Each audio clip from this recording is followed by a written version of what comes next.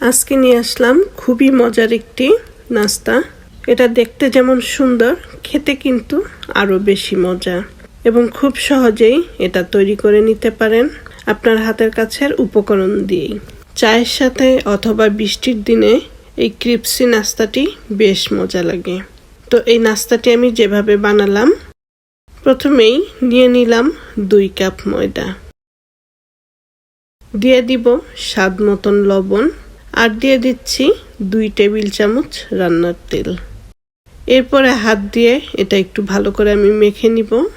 মেখে নিয়ে এরপরে হালকা কুসুম গরম পানি দিয়ে এরপরে এটা মেখে নিব। যত ভালো করে মাখানো যায় নাস্তাগুলো ততই ভালো হবে। তো একটু সময় নিয়ে ভালোভাবে এটা মেখে নিব। তো মাখিয়ে নেওয়ার পরে এবার আমি একটি ফিল্ম দিয়ে ঢেকে রাখছি। ফিল্মের পরিবর্তে প্লেট অথবা ঢাকনা দিয়ে ঢেকে রাখতে পারেন। এরপরে আমি এটা 10 মিনিটের মতন রেস্টে রেখে দিব। এখানে আমি 3টি আলু সিদ্ধ করে নিয়েছি। তো আলুগুলো এখন মেশ করে নিব। এটা আপনি কাঁটা চামচ দিয়েও করতে পারেন, গ্লাস দিয়ে করতে পারেন। তো যার যেরকম সুবিধা হয় সেভাবেই আলুগুলো চটকে বা মেশ করে নেবেন। আর খেয়াল রাখতে হবে যাতে কোনো দানা দানা না থাকে, একদম মিহিন করে নিতে হবে।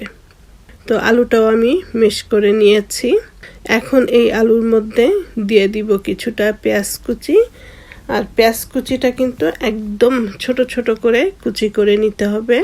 নিয়ে নিলাম ধনেপাতা কুচি, দিয়ে দিচ্ছি 1টি কাঁচামরিচ। তো ঝাল যে যেরকম খাবেন সেই অনুযায়ী ঝালটা দিয়ে নেবেন। দিয়ে দিলাম আধা চা চামচের মতন হলুদের গুঁড়ো এবং আধা চা চামচ জিরে গুঁড়ো। দিয়ে দিচ্ছি সামান্য একটু রসুনের পাউডার। রসুনের পাউডার না থাকলে রসুনের পেস্ট দিতে পারেন। আর দিয়ে দিচ্ছি স্বাদ মতন লবণ। এরপরে দিয়ে দিব 2 টেবিল চামচ কর্নফ্লাওয়ার। আর কর্নফ্লাওয়ারটা কিন্তু দিতেই হবে। তো এই সব উপকরণগুলো দিয়ে এখন আমি এটা ভালো করে মেখে নিব। তো ভালো করে মেখে নেওয়ার পরে এখন আমি হাতে তেল লাগিয়ে অল্প একটু একটু করে আলু নিয়ে এরপরে লম্বা করে শেপ করে বানিয়ে নিব। অনেকটা চমচমের মতন করে এই ডিজাইনে বানিয়ে নিব।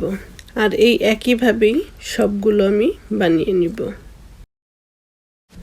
তো এক এক করে সবগুলো আমি বানিয়ে নিলাম। তো ময়দাটা যে গুলে রেখেছিলাম এটা এবার রুটির আকারে বানিয়ে নিব। তো পাতলা করে রুটিটা বেলে নিচ্ছি। তো রুটিটা বানানোর পরে এরপরে এরকম একটি মুখ নিয়ে আমি এরকম গোল গোল করে সব কেটে নিব। মুখের পরিবর্তে কুকি কাটার দিয়েও করে নিতে পারেন। তো সবার বাসায় তো আর কুকি কাটার থাকে না। তো এরকম যে কোনো কিছুর মুখ দিয়ে অথবা গ্লাস দিয়েও কেটে নিতে পারেন। তো সবগুলো কেটে নেওয়ার পরে বাকি অংশগুলো আমি উঠিয়ে ফেলছি। আর এই গোলাকার অংশগুলো দিয়ে এখন এই নাস্তাটা বানাবো। নিয়ে নিলাম কিছুটা পানি। তো এরপরে এরকম ছোট গোল একটি রুটি উঠিয়ে নিয়ে এর মধ্যে আলুটা যে চমচমের মতন করে বানিয়ে রেখেছিলাম সেই আলুটা দিয়ে দিব। আর এক পাশ থেকে রুটিটা এনে বন্ধ করে দিব আর একটু পানি দিয়ে দিব এবং অপর পাশেরটা এনে এটার সাথে লাগিয়ে দিব। তো পানিটা কিন্তু অবশ্যই দিতে হবে। এটা আঠার মতন করে লাগিয়ে দিতে হবে, নয়তো দেখা যাবে ভাজার সময় এটা খুলে যাবে। তো এই একইভাবে আমি সবগুলো নাস্তা বানিয়ে নিব। আর দেখতেই পাচ্ছেন এটা বানাতে কতটা সহজ। তো সবগুলো নাস্তা আমি বানিয়ে নিলাম। আর এদিকে চুলায় তেলটা গরম বসিয়ে দিয়েছি। তো চুলার তেলটা গরম হয়ে গেলে চুলার হিটটা কমিয়ে এরপরে একে একে সবগুলো নাস্তা দিয়ে দিব।